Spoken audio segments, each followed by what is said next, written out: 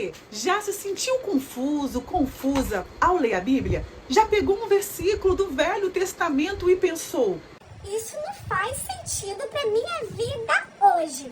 Saiba que talvez você está lendo a Bíblia do jeito errado, mas tem uma chave que pode mudar tudo. E se você entender, se você conseguir receber essa palavra e aceitar esta chave da mudança, você vai ler a Bíblia de uma forma diferente e até mesmo entender de uma outra maneira, o que será mais fácil para você assimilar e conhecer o Senhor. Então fique comigo neste devocional, receba a palavra com alegria. E eu já te peço, por favor, se você gosta de receber a palavra de Deus, se ela faz sentido para você, curte, porque quando você curte, deixa o joinha, o sistema entende que você é a favor, que você não se ofendeu, porque hoje em dia a palavra do Senhor, ela ofende muitos se sentem ofendidos pela palavra de Deus. Então eu conto com a sua colaboração para você curtir, deixar um amém, porque assim a plataforma que envia para mais pessoas e vamos juntos fazer a obra de Deus. Lembrando que estamos aqui de uma forma voluntária, porque o Senhor tem nos abençoado e nos dado esta condição. Então vamos juntos trabalhar para Ele. Ovelhinha de Jesus, a paz do Senhor, meu irmão, minha irmã, como que você está? Você está bem? Como passou o seu dia?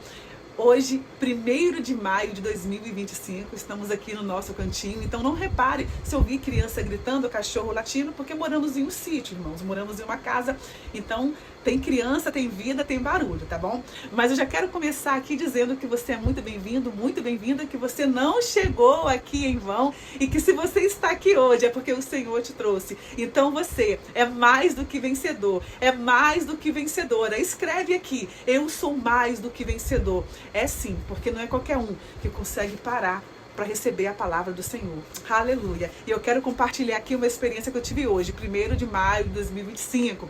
Irmãos, estamos indo para o 4º ano de trabalho nas redes sociais, com oração, com devocionais, mensagens e louvores.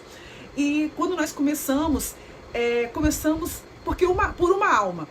E aí foi queimando em nosso coração o desejo de fazer orações, o desejo de louvar, e até hoje estamos neste trabalho. E o Senhor tem abençoado, porque vidas estão sendo edificadas.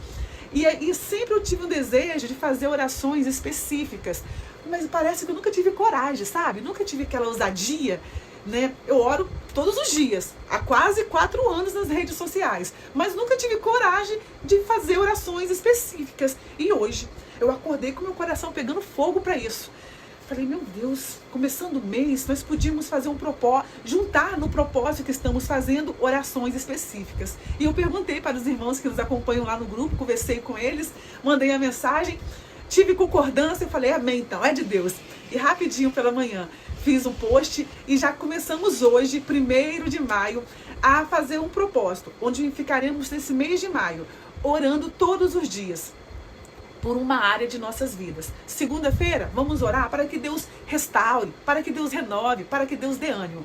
Terça-feira, vamos orar para a nossa saúde física. Quem precisa de saúde física aí?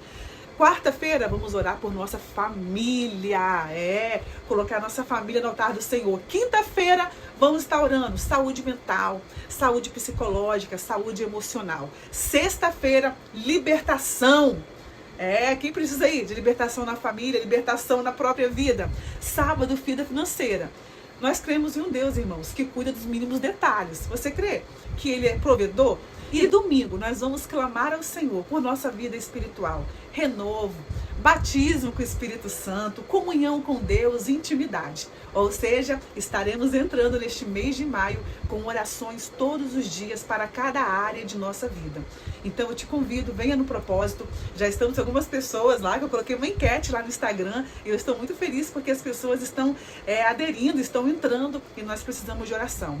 Eu sou de uma época, irmãos, em que a oração era a chave da vitória, tá? E ainda é. Não mudou. A oração é a chave da vitória. Então, conto com você. Estamos em um propósito com Deus, onde durante o dia nós buscamos ao Senhor. Começamos o dia com uma oração pela manhã, à tarde tem versículo para meditação, à noite devocional e depois oração para encerrar o dia. Vem que a sua vida vai ser transformada. Deus vai abençoar, tá, irmãos? Deus vai abrir as comportas dos céus. Ele vai abrir as portas. Vamos orar com fé, vamos buscar com fé. Você crê que Deus pode fazer milagres? Fala, eu creio. Então vamos juntos dar as mãos e buscar. E hoje nós vamos falar de 2 regras bem básicas para ler a Bíblia. E são regras que muitos ignoram, passam batido. E por essa razão, muitos não conseguem compreender o que está lendo. Tudo se torna muito confuso. Aí a pessoa se pergunta, mas isso aqui não é para mim? O que isso tem a ver comigo? Como que Deus está falando comigo assim? Ou, pelo contrário, a pessoa interpreta de uma forma tão diferente que começa a criar fantasias, começa a criar linhas de pensamentos totalmente diferentes do que a Bíblia quis dizer. Agora me fala, você já ficou confuso, confusa ao ler a Bíblia? Já teve algum versículo que você olhou assim, não estou entendendo, o que isso quer dizer? Me fala aqui. Irmãos, eu já me coloquei aqui à disposição, tá? Caso a gente venha falar algum versículo ou compartilhar algum versículo que você não entenda, pode ficar à vontade, vir perguntar, que eu estou à disposição para responder. Se eu não souber, pergunta a um dos nossos pastores na igreja, pesquiso, mas sem resposta você não vai ficar não. Não vai ficar. Então, qualquer dúvida pode me perguntar aqui, tá bom? Se eu não souber, eu procuro para você. A primeira regra para você ler e entender o Antigo Testamento é você compreender que ele é interpretado à luz do Novo Testamento. Jesus veio justamente revelar o verdadeiro sentido de toda a Escritura, irmãos, de capa a capa.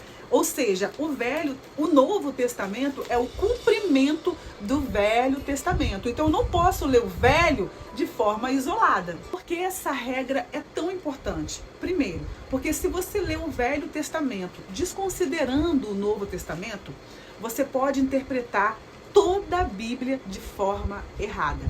Você tem que ter na consciência, tem que ter em mente que o Novo Testamento é o cumprimento do Velho Testamento. Ou seja, você precisa ler o Velho Testamento à luz do Novo Testamento. Lembra o que nós vimos aqui já? Que Jesus disse, Mateus 5,17, não penseis que vim revogar a lei ou os profetas. Não vim para revogar, mas para cumprir. Ou seja, aqui a gente vê que Jesus não anula o Antigo Testamento, mas ele dá o verdadeiro cumprimento e sentido. Mas afinal, o que está por trás do Velho Testamento? O Velho Testamento traz a história do povo de Israel, que lutava em meio a nações idólatras. O povo de Israel lutava para sobreviver, lutava para conquistar territórios. O povo de Israel lutava para conquistar a sua liberdade e sua verdadeira identidade. E nós vamos ver no decorrer da história do povo de Israel as mãos do Senhor. Nós vamos ver que Deus lutava as guerras do povo de Israel. Nós vamos ver o desejo do Senhor em ser o único Deus de Israel. E assim é o desejo do Senhor hoje para as nossas vidas. Ele quer ser o único Deus na minha vida. Ele quer ser o único Deus na sua vida. Cuidado com o que você tem colocado no lugar do Senhor. Cuidado com aquilo que você muda o seu foco. O seu foco tem que estar somente no Senhor.